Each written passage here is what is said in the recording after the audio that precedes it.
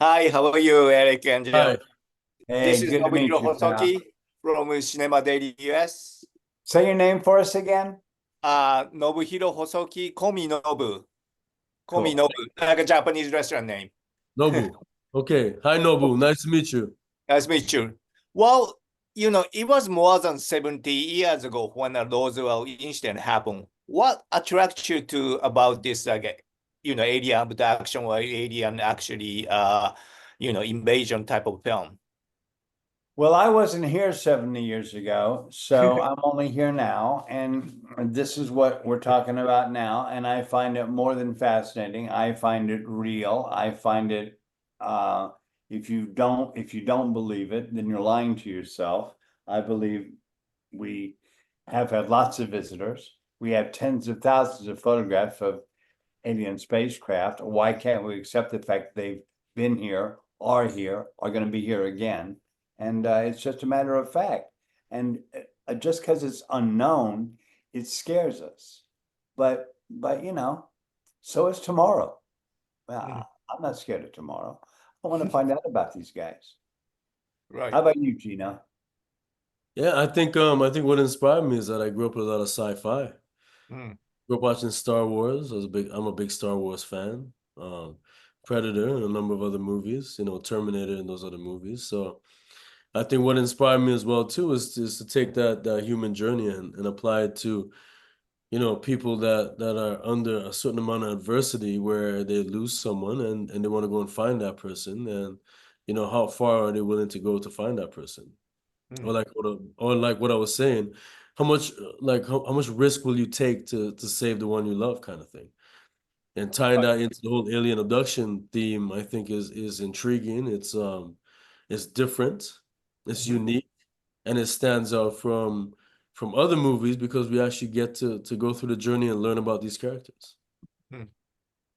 I heard that you guys shot this film entirely in Morocco. So talk about Yeah. preparation of shooting there. Are there any studio there, or you guys use like a local Morocco actors? Morocco is a film city. It's a film country. Mm. Shot a lot of movies in Morocco, from Gladiator, Gladiator 2, Mm. Troy, Scorsese stuff, like everything. So there were a lot of experience shooting movies there. It was beautiful shooting in Morocco because we got different landscapes, the mountains, the beaches, the deserts, the Sahara Desert.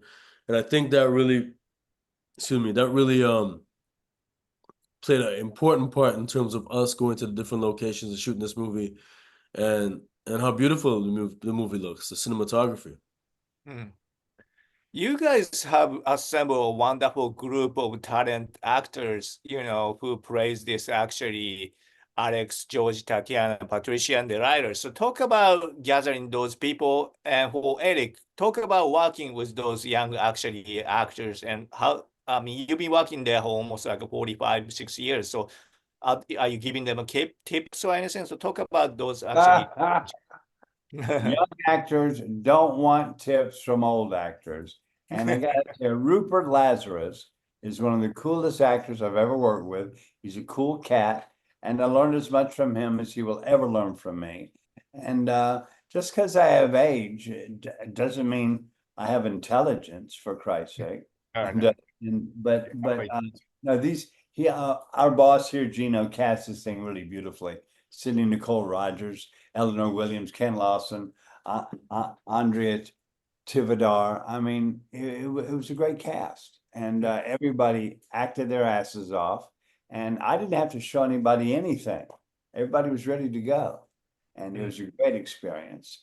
And if you ever get a chance, shoot in Morocco. You can't beat it. Yeah, it's a scenery is nice. A budget could be modest considering how, you know, big explosion and car chase scene was wonderful. So talk about like the great element of this film that you can shoot in outside the country. So it's really amazing, right? Yeah, it was also difficult too, Noble, Mm. because we shot during COVID. Oh, right.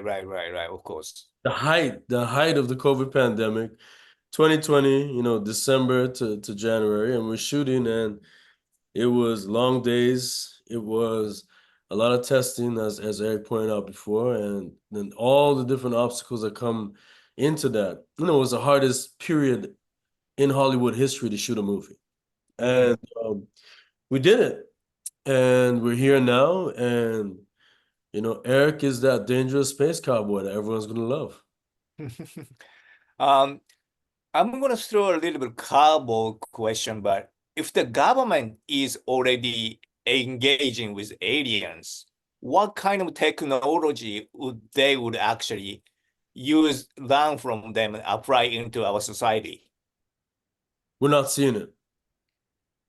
Do you We're not think? seeing that. We're not seeing that technology.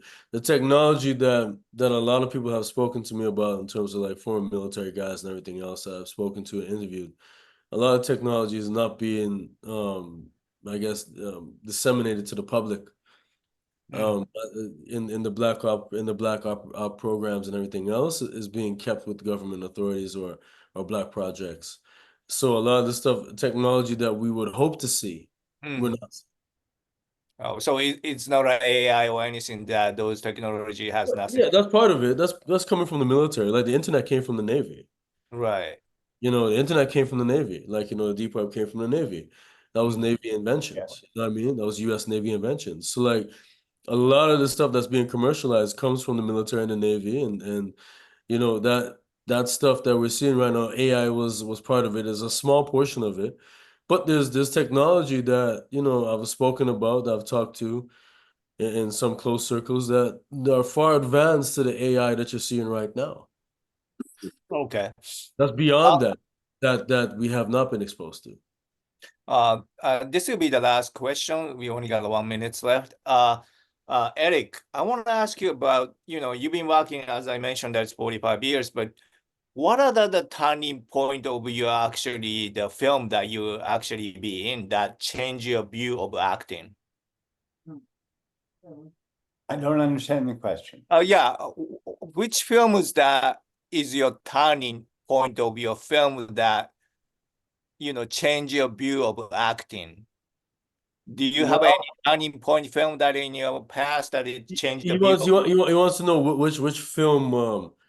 which film inspired you to act or change your view of acting. Right, that's right. There's a movie I made called Star 80.